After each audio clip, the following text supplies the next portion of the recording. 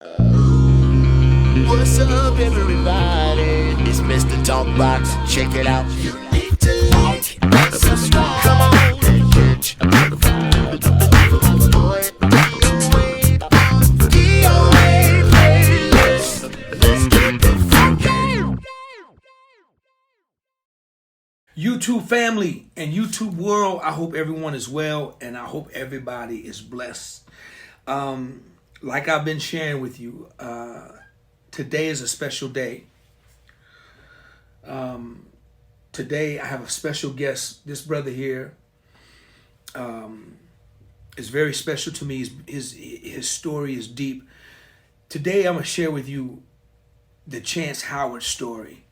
It's very powerful, very different, very informative. And we're going to shed light on a couple of different things. This brother that y'all see on my screen is means the world to me. He means the world to the music community. He's a great genius of a player. He's done so many great things. Funky is all get out. He got grease all over him. Y'all give it up for my brother, Mr. Chance Howard. Chance. Hey, what's up, world? What's going on, D? Man, bruh, man, I'm glad you here with me, man, hanging out with your boy, man. How you doing, man? Man, I missed you, man. I ain't seen you in so long. I miss you too, man. Look, you looking good, man. Irregardless of the circumstances, man, you looking amazing. Do you look like you ready to go right today? You look like you ready to go, dog. I wish I could, boy. I'd be doing cartwheels out this mug if I could. Backflip with a half gainer up out of this mug if I could. You know what I'm saying? But it's on the way, dog. It's coming, man. It's coming. Yeah, it's coming. It's definitely coming, man. Yeah. And I see God is blessing you, man, because you look amazing, man. And it's good to see you. It's been so long. I miss you, man. It's been forever. But man, let's get into it, man. First of all, Chance, you've done so much, man, in the music business, man. I want you to share just some of the things, man, that you've done in your career, man, because you play every instrument. I mean, dude, you're just an amazing musician. And songwriter, producer, just getting into some of the things, man, that you've done and that you've been able to do with your career. Wow. Well, when I first got here, man, I got here in '89, and I did some stuff started working with Jimmy Jam and Terry Lewis, and I was able to do some stuff on Alexander O'Neal, Karen White at that time.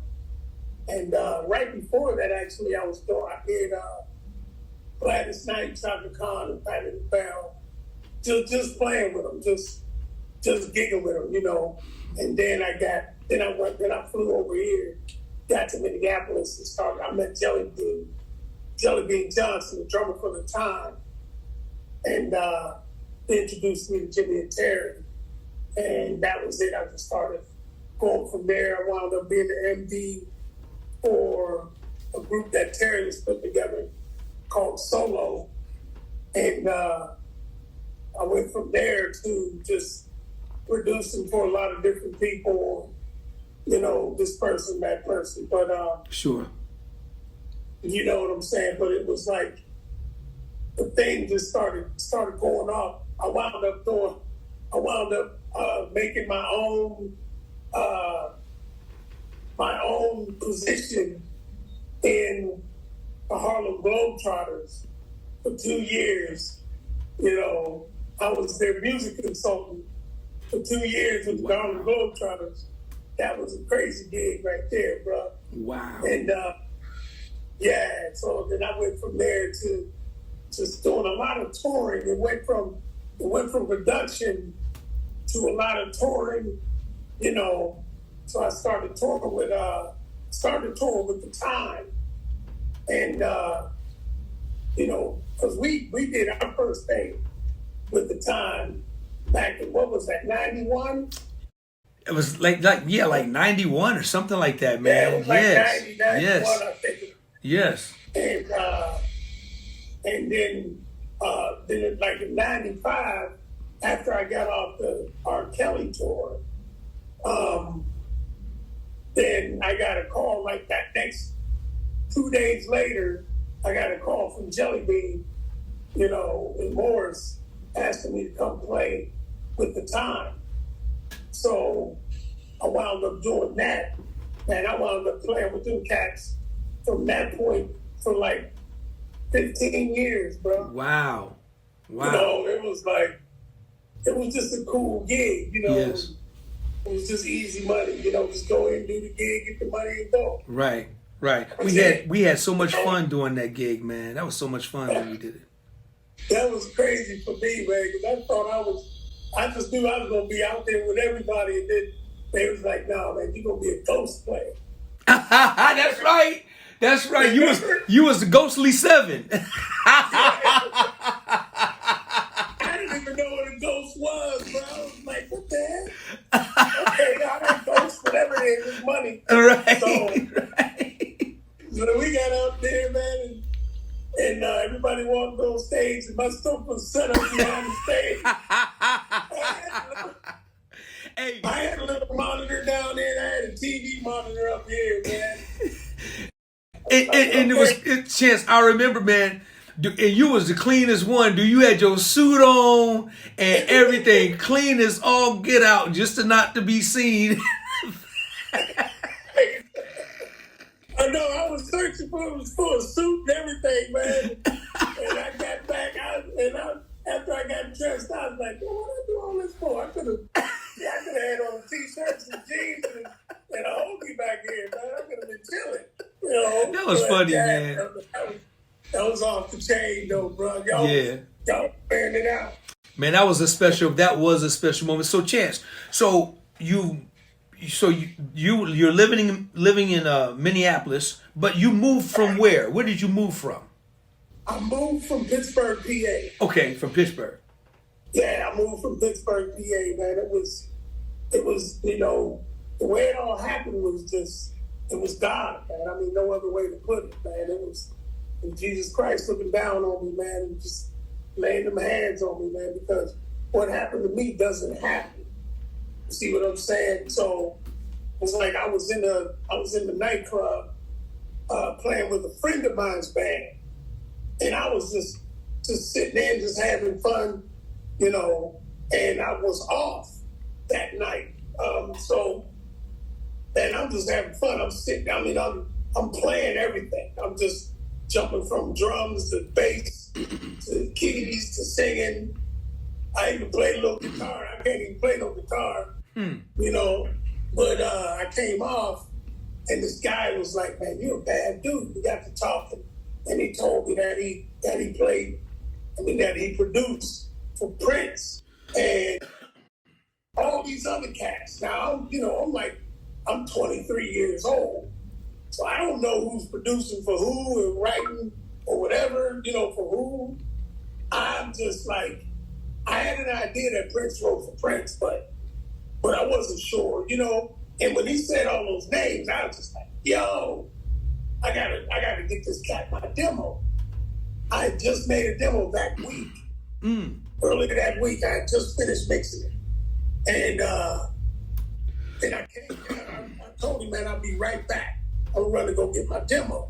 So Rand got my demo, come back, and he took it to his ride. He had one of those DeLoreans. Remember the DeLorean? Absolutely. Back to the Future ride, right? Man, he came, he popped it in, and he's listening. He's like, "Man, this is bad, man. Give me your number." So I take down his number, and he lets me talk to his friend.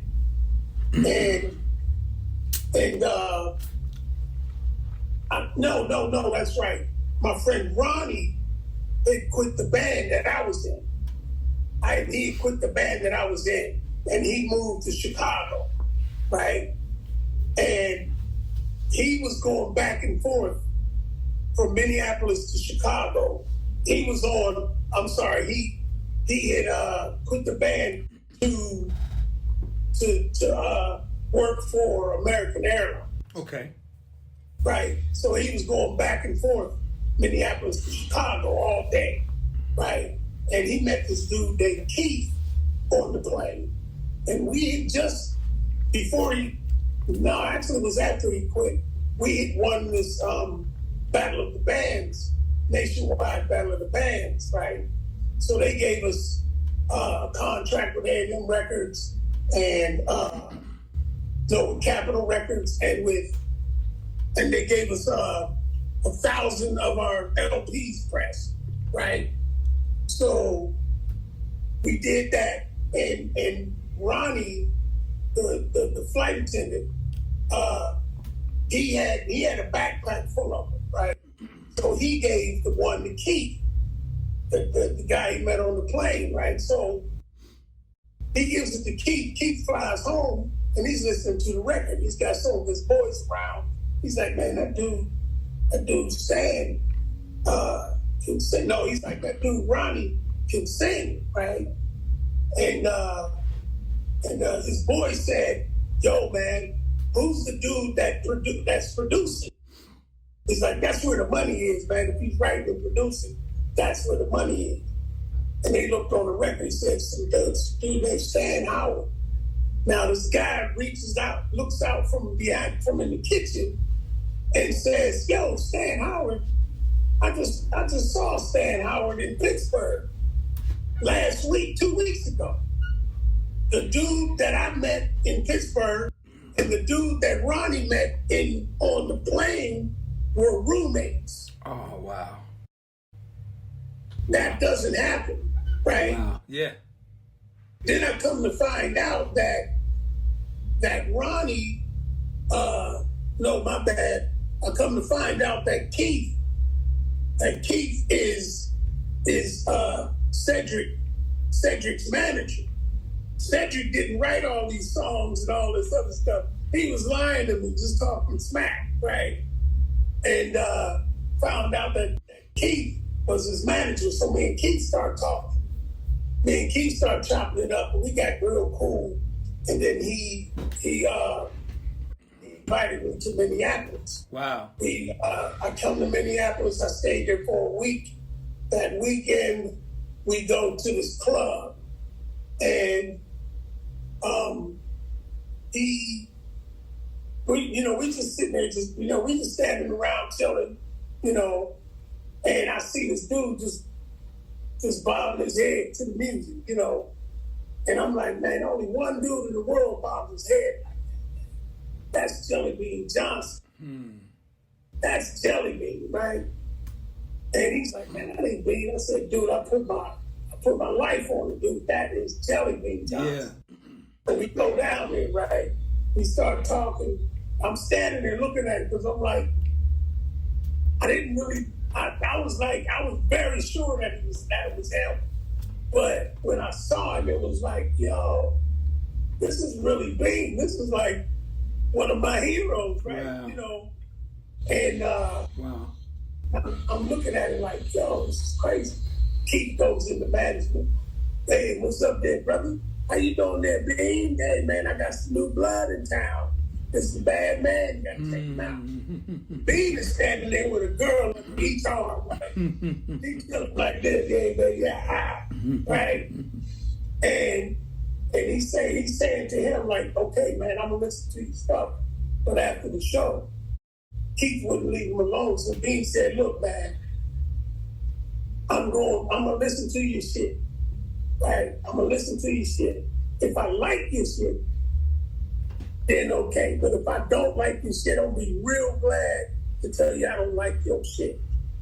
Right? So now I'm like, oh, he done blew it now. So, so later on, after the show, he comes out, and Keith is like, you take that door, I'll take this door. Right? He ain't getting out of here without listening to that demo. So he comes around, he sees me, but he can't remember my name.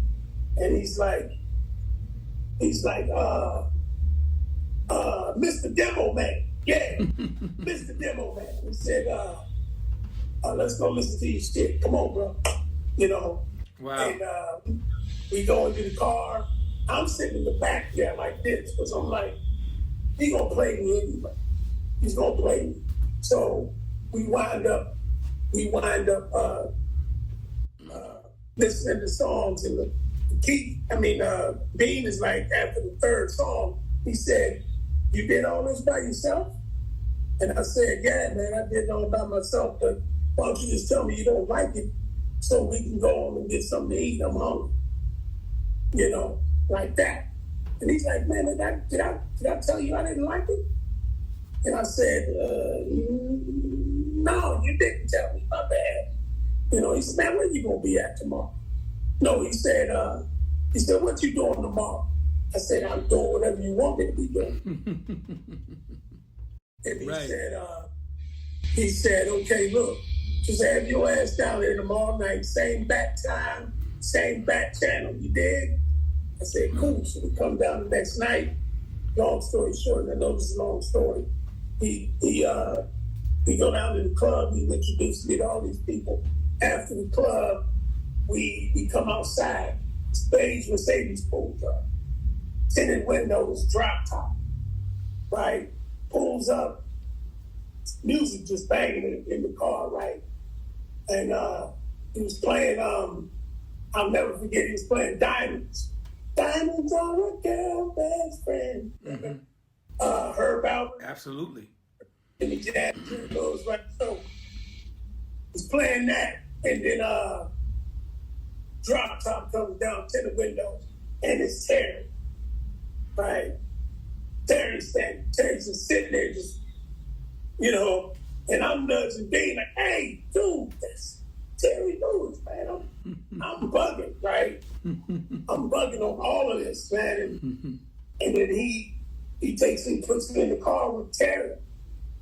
And Terry's like, "Yo, man, I heard you got some heat." No. I was like, "Yeah, you know." I was like, "Yeah, I got that heat." And he listened to it. The rest is history. So that led you to Terry Lewis and start working with Jimmy. That's incredible.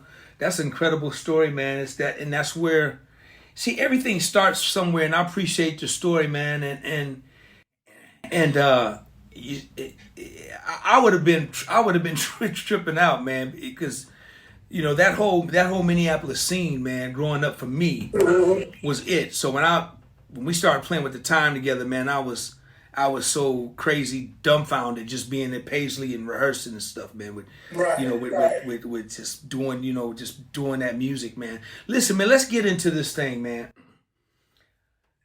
I want you to share your story, brother. It's very important, and people need to know. You were in a very bad car accident. Yes. Tell people what happened, man. Let's just start from the part you were finishing up a gig, and let everybody know who you were playing with, and then just get into I don't know if you were in Minneapolis. I'm not sure where you were, but let's start it right there. Who were you playing with at the night of your accident, Chance? Well, the night of my accident, I was playing with Candy Dulfer.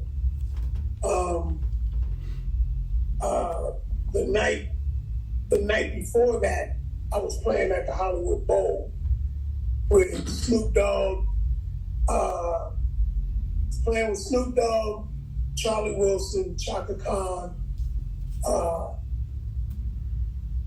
Man, there was a lot of folks. Man. Right, like Elder Barge. Right. You know, Raphael Sadiq. It was like about eight different acts. And after I played with them, and Marcus Miller, and right after I got done playing with that, I had to fly right home. Okay. Right? I was only there for like a couple hours after the show, then I had to fly home. And I got back, did rehearsal, and I was wore out because I had been playing that whole week, and I wasn't getting any sleep. That was the cause of it. I wasn't getting any sleep, and I'm doing these gigs day after day, night after night, and not getting any real sleep because I was rehearsing for the next show the next day, right? So So by the time I got back to Minneapolis, I was wore out. I was walking dead, bro. You know, if you left me alone for 5 minutes, I was gone, right? So I did the gig with Candy. You know how it is to be tired. When you get tired, you're tired. But when it's time to play, when it's time to go, you ready to go.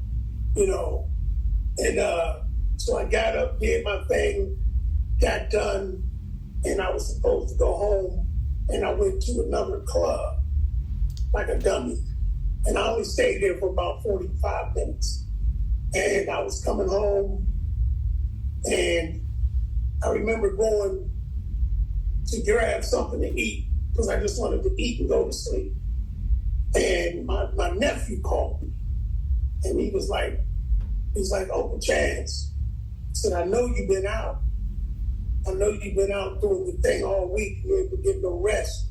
And I know you're tired. So I just wanted to check up on you, make sure that you're good, you know, that you got home safe. I said, man, I'm like 5-10 minutes away from the house. I'll let you know when I get in. And he said, all right, cool. I'm driving up the road, and you know how when you're driving, your eyelids get a little heavy, shake it off, might turn the radio up, roll the window down and all that stuff. That didn't happen to me. My body just shut down. My eyes closed. My arms just dropped. And my arm was in the steering wheel, I think. And my foot and my right leg on the gas pedal just got heavy, you know. And I'm like this. And I'm just staring the car is swerving, you know. And next thing you know, bam, I hit the median. I saw a flash of white, and I'm figuring that was the airbag. But I was out. I don't know how long, but I was out. When I woke up, I was in the wires of the car. I was in the wires of the dashboard had just like exploded like all over my legs, whatever. And I was trying to get myself out of the wires, you know, and I was like sitting up from the momentum of the car swinging left. My body was swinging right. You see what I'm saying? So when it hit, boom, my body jumped up and went up on the glove compartment in the middle, right? So when I woke up, my head was like this under the roof of the car, and my butt was up on the thing. So I'm like, I couldn't move my head, you know. So I'm trying to get out, and I don't know. Well, I know I got down because I passed out. When I passed out, and I woke up again, my body, dude, I had my finger on the seat controls, and I was pushing the seat backwards, just laying back all the way, and then I think when I saw the roof, you know, my head was going this way, and the roof was going this way, my eyes, you know, and I saw it, and it messed with my eyes or my head or whatever, and I passed out again. Then I woke up one more time, and I was on my way out the back of the car. I was turned over on my knees and going out of the car. And my hands hit the floor, and they hit the ground, I was, I felt these two arms come up under me and started picking me up. And dude, I got a concussion, right? And I'm going up, and I'm seeing all this white light. And I mean, I know now that it wasn't white light, it was a street light, right? But in my head, I'm like, I'm tripping. I'm like, and I'm dying, in which I was, but, I'm like, I'm dying, and something said, look at the angels. Just look and see the angels. See what the angels look like. And I looked over to my right, and I saw this guy with a black baseball cap on, was turned backwards, and he had an afro, right? And then I looked over here, and I saw a white dude with a red goatee, right?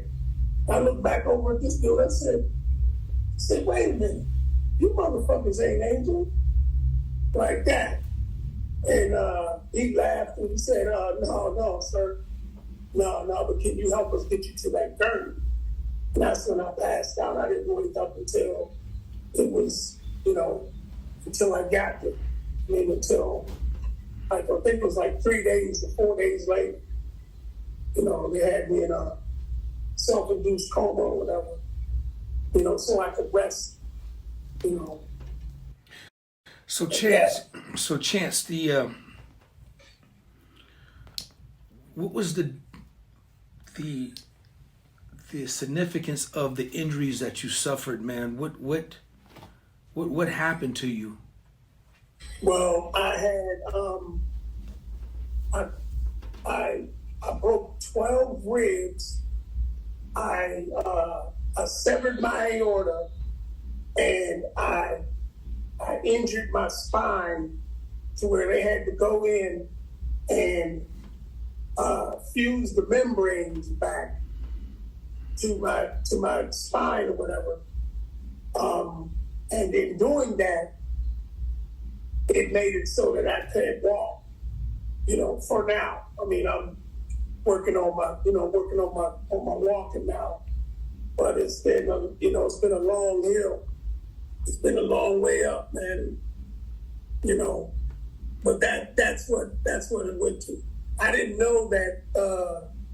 I think it's like 75 or 85% of the people that sever their aorta are, dead before they reach the hospital. And they said like from the time you sever your aorta, you got like 10, 15 minutes. And God was with me. That's all I know. God was holding on. So Chance, listen, man. You said it's been a long process. You couldn't walk. Now you're telling me you're working on your walking. You're working on your mobilities. It's been a long time, I know. 3 years. It's 3 years. Chance, the height of your career, this happens to you, right? I mean, when everything was just, you come from this big gig at Hollywood Bowl, and you go do another gig with Candy, and you were MD in Candy, am I correct? Were you MD in Candy? Yeah. And so this could have happened to anybody, man. This could have happened to me. Could have happened to the next person, anybody. Right. What was going through your head, man? Because were you angry? Were you this whole thing, man? What were you angry? Were you mad at God? Were you thankful to God? What was your feeling, man? What were you going through? Well, at first, I don't know. I've always been a person that I don't try to look at the negative of most things, especially most things that I'm in, because I'm a strong-willed man, number one, and and I believe that sometimes most of the time, you just have to just let go and let God. Now, when I woke up out of that accident, first off, I was still high from the operation that they gave me, so I'm still high coming out off of the drugs. And, so when I woke up, the first person I saw was Candy right at my feet. And I was opening my eyes, and her girlfriend, Tamara, was looking at me, and she just like tapped Candy, and Candy ran over, and she was just hugging me and kissing me and everything. And I was intubated, so I had that tube down my throat, and I had mask on, and I couldn't speak. And she was like, is there anything you need, Chester? Don't worry, I will get it for you. You name it, da-da-da. And I was like, I didn't know what to say, right? So I was doing like this. I was like, just give me a pencil and some paper. And just give me some paper, give me a pencil. He's ready to talk, And I wrote down 2 words. They're hanging on my wall over there. I wrote down hungry and dancing girls. Right? She was like, what? It was just levity for me, like, don't worry, it's gonna be all right. Just to make her understand it's gonna be okay, be all right. And she punched me in my arm like, he's okay, he's still stupid. So One more time. What was the 2 words? It was hungry, and what was the second one? And hungry and dancing girls. Dancing girls. Okay. Yeah. Okay. Hungry. Yeah, So tripping on that. Like, so Chance, God saved you. Were saved, man. He saved your life, because you're telling me now you go from not being able to walk at all to where now you're working on your walking, your mobilities. You're a miracle, man. And so many people, man, have been praying with you. I know you got tons of support. How have the music community been for you? And you be brutally honest. Man, I mean, look, it's weird, man. It's like, when you're out and you're doing your thing, people are there for you. They're there with you, and they're just, they're there for you. They're there with you, and they're there for you. But sometimes once you hit that rock bottom, ain't nobody around, bro. Ain't nobody there. And that's what it felt like. I'd never felt so alone in my life, dude. In my entire life. There was some people that were around in the beginning, of course, but then as that year turned into 2, and then there was COVID, so I understand that part of it. But then once COVID stopped, and it was everybody was out doing their thing, getting their life back, and I was in this room, bro. I was in this room, just me. I mean, I had out of the year, out of this 3 years, I had at one point I had what was it? 8 visitors in 3 years, and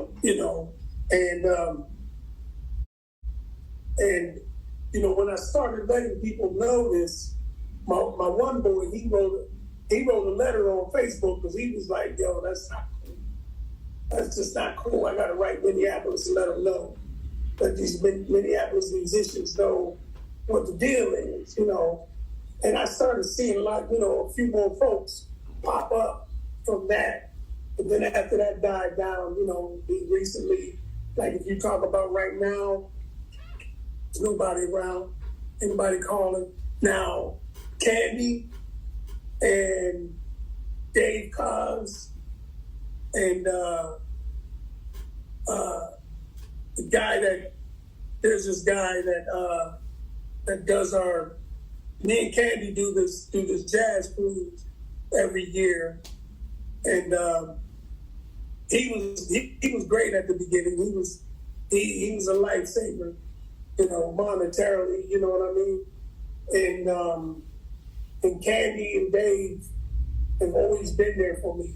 Dave Cobbs, and just for those who don't know, I'm talking about Candy Dulfer, jazz saxophonist.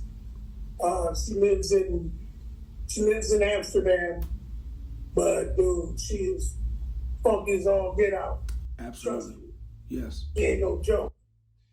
And but I've been playing with her for at least 10 to 12 years or more, something like that. But anyway,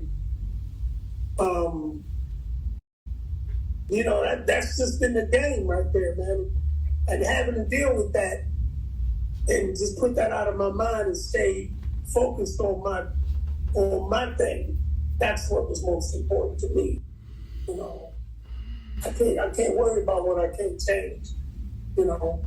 So that was it for me. Chance, how many surgeries have you been through since over the past 3 years? Well, to tell you the truth, I've only been through the surgeries that I had when I was in the hospital. Okay. During my accident, that was it. And they had to do the spinal surgery, and they had to go in with the laparoscopic surgery and do my aorta, so that was immediate that night.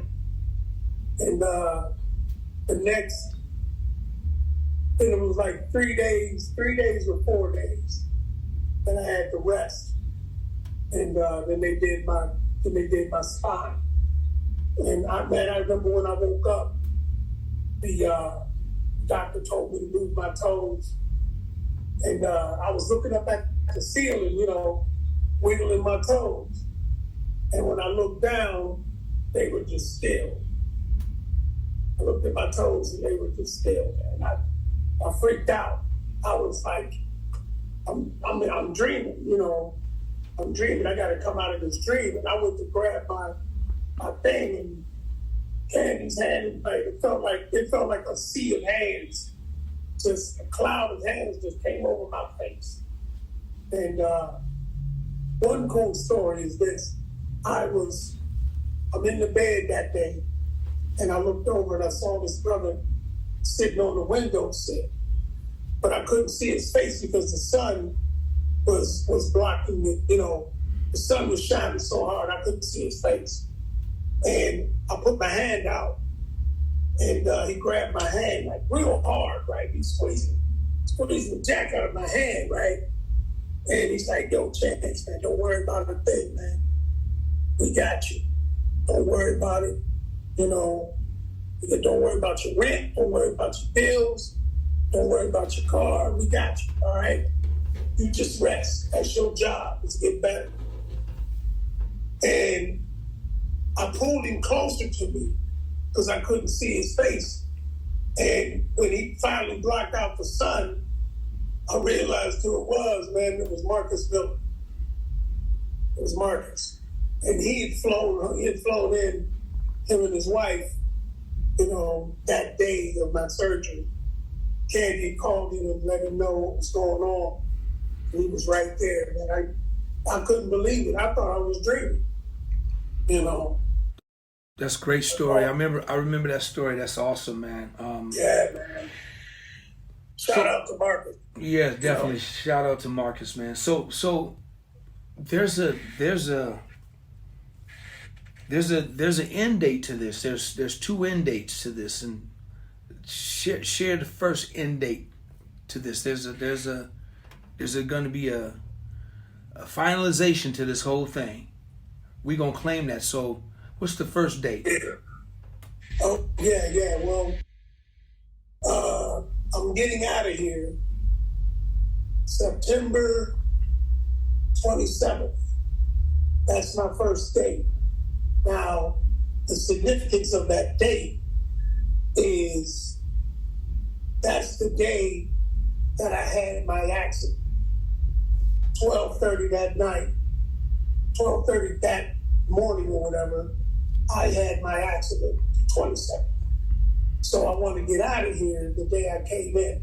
Because I've been telling myself for almost 4 years that I may not have walked in here, but I'll be damned if I don't walk out. That's been my mantra, right? Wow. So that's kept me going. Because I'm like, I'm just going to make it happen. My second date is November 8th. And that's the day that I got here. That's the day that I came to this rehabilitation center. And I've been in there 4 years, and I'm just trying to get up out of here. That's really all it is, man. That's the reason why I had to set those dates, man, so it meant something. That's great, man. That's great, man. We're gonna pray those dates up for you, man. That we gonna speak that just God is gonna just have mercy, man. We're gonna trust God to trust and believe that will happen. I know I am. What can we do, man? What can people do to help and support Chance Howard in making that date happen? I'm sorry, say that one more time. What can we do, man? What can people do in supporting Chance Howard to make that date a reality? What can we do to help? Oh man, well, you can definitely donate. You can definitely donate, man, to my GoFundMe. My GoFundMe is just GoFundMe.com/Chance Howard, or search word is Chance Howard, and my CashApp is Big Kahuna 9099. It's BIGKAHUNA 9099. And that's mainly it for me, man. I mean, I've been in this place for a long time and paying my bills and trying to stay above water while I've been in here. It's been an ordeal, you know what I'm saying? Just doing little odd gigs for cats, somebody needs a track here, or somebody needs some vocals. Somebody needs me to produce their vocals here, or whatever. That's been it.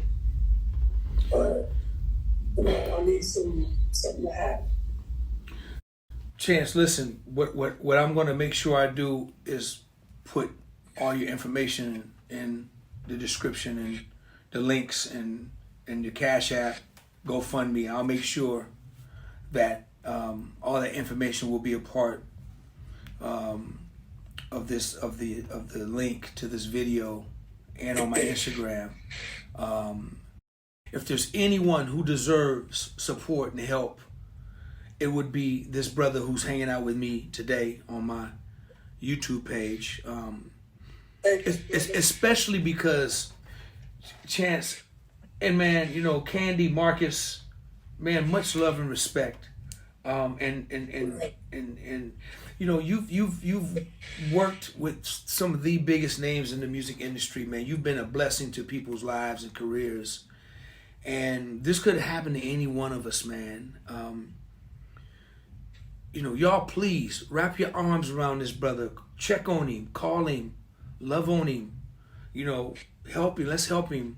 Let's do whatever we got to do to help this brother get back on his feet. This is the music business, man.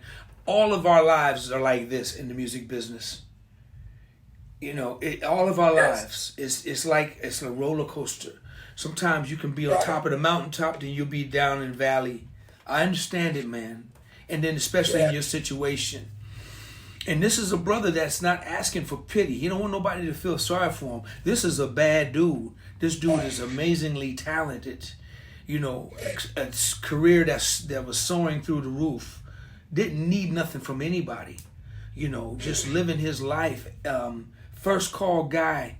Phone blowing off the hook. Everybody's calling this dude to work for them or to produce a record. And I understand, man, sometimes when you're down, you're out, out of sight, out of mind. People got their lives, and I understand that. But I think it's important to stay connected to the people who we say we love, man, and care about. And brother, I promise you, man, you can always rely on me, man.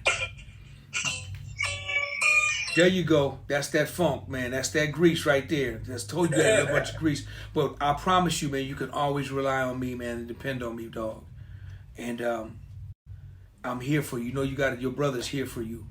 And I will definitely put the word out on my platform, man. And I can't wait to share this video with people, man, so we can love on our brother, Chance Howard, who has done so many great things for so many great people. Chance, how can people get in contact with you on your platform? Well, are you talking about your Facebook, your IG? How can they contact you? Oh yeah, definitely. Wow, it's Chance 9099 on my. I think that's my Facebook and my Instagram. Chance 9099. Chance 9099. Okay. Yeah, and chancehoward.com. You can leave emails. If you wanted to just leave me something, you can do that on there. Let me see, Facebook. Yeah, I said Facebook and Instagram. That's really all I mess with. Gotcha. I don't do no Twitter or any of this other stuff right now. Well, brother, listen, man. You gonna come up out of there. That first date, you gonna come up out of there, man. God's got you. We got you. God is in charge. He's in control. Yes, He's in control of this. And just as far, dude, just to see where you are now, man, from the beginning, bro. I'm just so blessed just watching you, man. You look absolutely amazing, dude. It's so good to see. It's so good to see where you are and how your strength is coming back, and it's gonna come back. It's gonna come back, man. And we gonna keep you lifted up, man, in prayer. And so we're gonna form this wedge around you, man, and love and arms of protection around you, man, and just love on you, man, and help you and support you, man, with our prayers and with our finances, man. People, just please go to his CashApp, go to his GoFundMe. The link is going to be listed here. We'll make sure all the links, the information, how people can go find you and help you, and reach out, man. People, reach out to the brother, call him. Text him, let him know he's not alone. Let him know, we got him. Reach out to him. You know what I'm saying? It's very important. Man, I love you, man. You know that, man. Yeah, I love you too, man. I just wanted to say too, man, it's good seeing you, bro. You too, man. It's real good seeing you, man. And, I know you've been doing your thing. You've been doing your thing since 91 when we first met. Man. I knew you was on the hustle. You had to grind mine, you know what I'm saying? So you had to grind his mind. So I knew you was gonna get where you needed to go. Whoa. And God blessed you. He blessed you so much. And I just appreciate you reaching out to me and we being able to do this, man. it's been a blessing, man, for sure. Absolutely, man. God's blessed me, man, because He's blessed me with people like you in my life, dude. That is most important in anything, man. Anything. It's just the connection and the love of brotherhood, and you know, it's for me, and to just be connected with just great. First of all, me and you are a genius, dude, and then you're just a great man, man. We've shared a lot of stuff together, man. We've shared the loss of family together, and we've shared tears together, man. And you know, you spoke words in my life, man, not too long ago, man, and I just couldn't stop crying, man. You just touched me so much with your words, and man, and here you is speaking into my life, and here you are the one needing this powerful blessing, and you just blessing me. You putting your thing on the shelf, speaking, sowing in my life, man. I'll never forget that, man. So man, listen, I love you, man. And you know what? We're gonna do this. We're gonna do this again. We're gonna do this a few times. All right, we'll do it a few times, man, so we can get the word out. And you know, because this Chance Howard story ain't gonna stop, man. We're gonna ride it until you get up out of there. All right. That's it.